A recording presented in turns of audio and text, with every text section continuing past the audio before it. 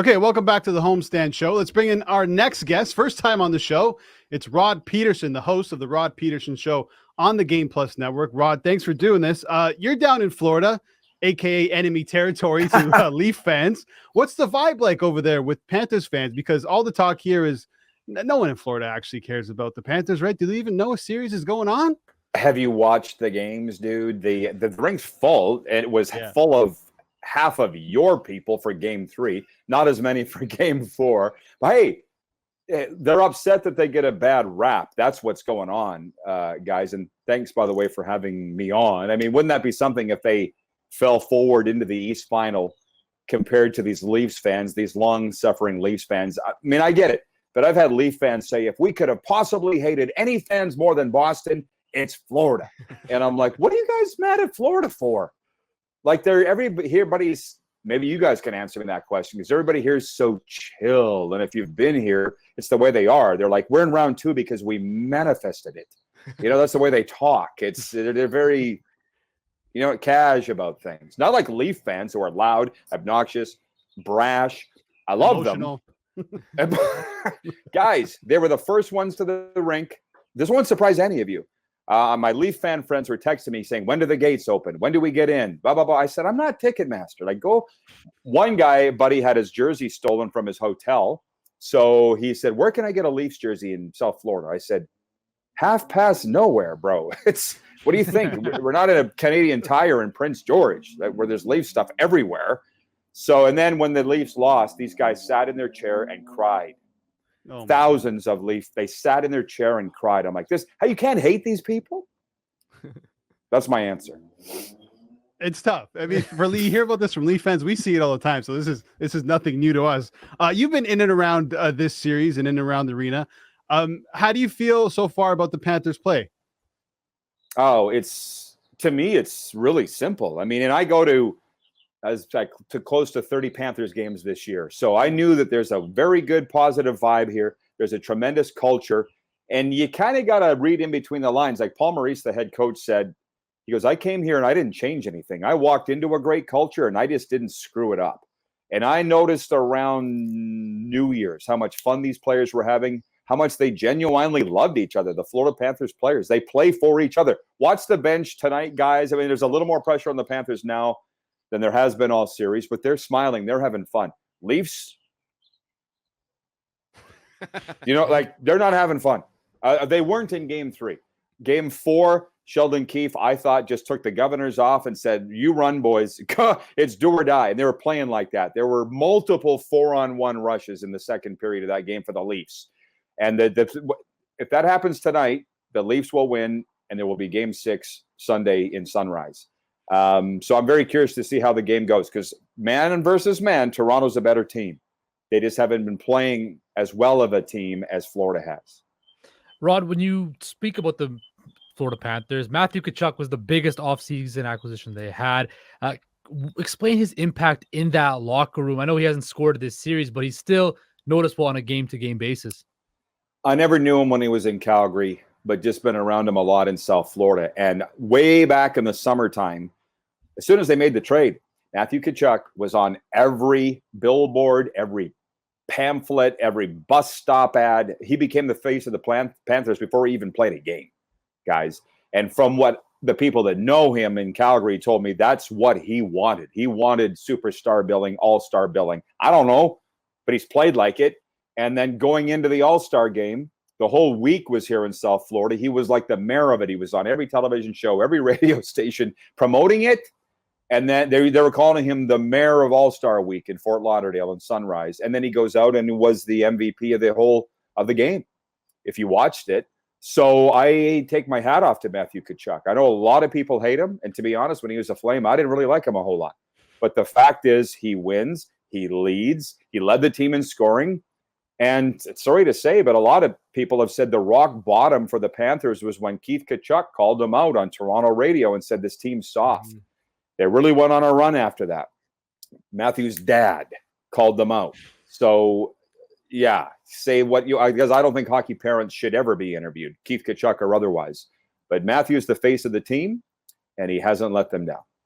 Mind you, I mean, listen, obviously a great fit with the team for numerous reasons, but Paul Maurice also arrives at the same time. And you mentioned that the comments by Tkachuk around the same time that day in Toronto was when Maurice went off on his players on his bench. Yeah. And then I think they won 6 straight games. Maurice seems to be the perfect fit as well. He's so well spoken.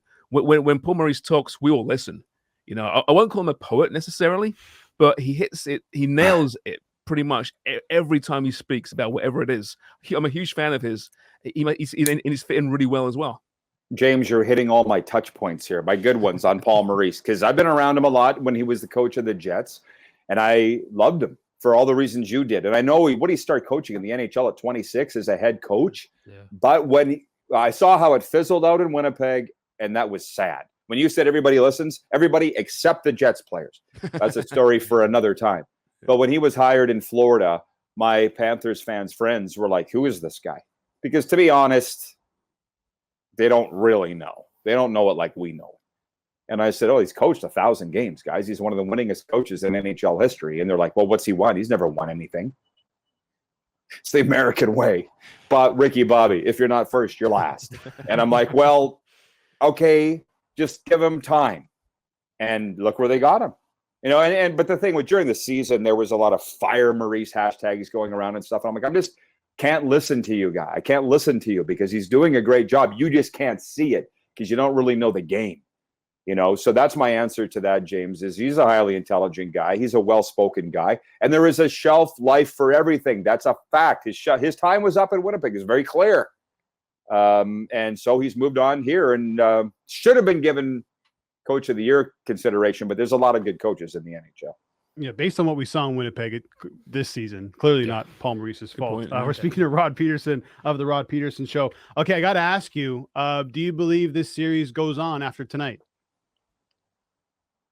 I hope not, because I want to see the East Final. One half of my show, co-host, Sean knows him, Darren DuPont's coming here Sunday, so he would like to go to a Game 6, and he's a Leaf fan, so I want it to end. I don't want to see a Game 6 because that would just assure me of a third round, So the Leafs are the wild card. They're the better. You ask, what do I think? The odds are that it won't happen, that the Leafs won't come back, but they're the better team. So I'll say no, but wouldn't surprise me if it did happen. Rod, we know who the Leafs or Panthers will be versing in the East Final. The Carolina Hurricanes advanced last night. I think Rod Brind'Amour is one of the best coaches in the NHL. When you look at the Hurricanes, how can they just keep on having such sustained playoff success over the last few years? There's a lot of reasons. Number one, Rod Brind'Amour is usually in the Coach of the Year discussion, so you give him rightful credit. He's one of the best coaches in the NHL. And I think a lot of it has to do with they ply their trade in a relatively obscure market. I mean, I was just through there at Christmas, and they're not a big deal. I mean, it looks like a great time in that arena, obviously, but all 18,000 fans of the Hurricanes are there. So I think they can kind of go about their business. There's not a lot of pressure on them. I mean, I want to go back to Game 3 of the Leafs and the Panthers. I just saw the pressure on Austin Matthews and Mitch Marner, and I think there's something to this. I talked to Darren Dreger about it on my show yesterday. The pressure on the Leafs might have something to do with the 1967 curse. Very hard to go about your business.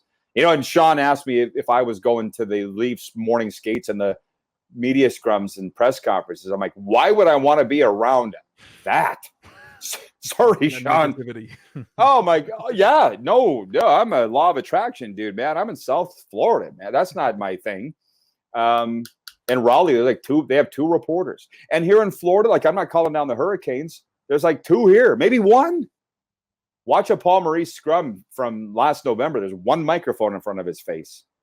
So I guess to answer your question, Hurricanes can go about their business. They have good hockey people running the organization. And nobody really notices them until this time of year, where they're always still standing.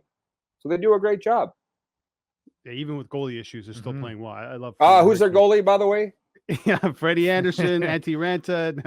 There's about 3 of them right Freddie's now. Freddie's 5-0 Yeah, now? but Freddie was in. Yeah, Freddie was in net last night. Okay, so we got the Oilers and the Golden Knights preparing for Game 5 tonight. No Darnell Nurse, no Alex Pietrangelo. He was suspended yesterday. Just 1 game, Rod, for that hack, that slash on Leon Draisaitl where he tried to essentially cut him in half. I was surprised that he only got one game. What was your take on that? Okay, well, when I watched it, I was like, because we haven't seen anything like that really since, in my opinion, Ron Hextall, 1987 Stanley Cup on Kent Nilsson, who incidentally only got 5 minutes for that. But that was another era. That was 40 years ago almost. I couldn't believe that he did it. And I don't know where the NHL's at. The thing is, I understand. I was told Kelly Rudy went off on Hockey Night in Canada last night for exactly what you just said. How do you compare what Nurse did for what Petro did, and it's the same punishment? Doesn't make any sense. But I've long given up, not just NHL supplementary discipline, but NFL officiating. What you see in a review, it really makes no sense. Just to give you a small topic, if you want to go down this path, because I don't really, but on conspiracy theories, they could have a Vegas-Dallas West final, a Carolina-Florida East final, all Southern teams. That's one of those make of that what you will, right? Yeah. That exactly. sounds like a Gary Bettman special if I ever heard one, right? Yeah. Served at a deli near you, yes. Okay, so before we let you go, if we don't get you on for the rest of the playoffs, who do you believe right now has the best shot of winning the Cup? Okay, well, first I said Calgary, Florida going into the season. Flames screwed that up. So then I said Boston, Vegas. Boston screwed that up. So how about if I say Boston, Carolina, because all my picks have been, or sorry, Vegas, Carolina, because all my picks have been wrong. So I'll say Vegas, Carolina. There you go. Take that. Don't take that to your local betting slip. All right, I'm going to hammer it right after the show with you, Rod. Okay, Rod, thank you so much for doing this. You can check him out, the Rod Pedersen Show on Game Plus Network. Rod, thanks again. You guys are doing a great job. Keep it up. Thanks for having me.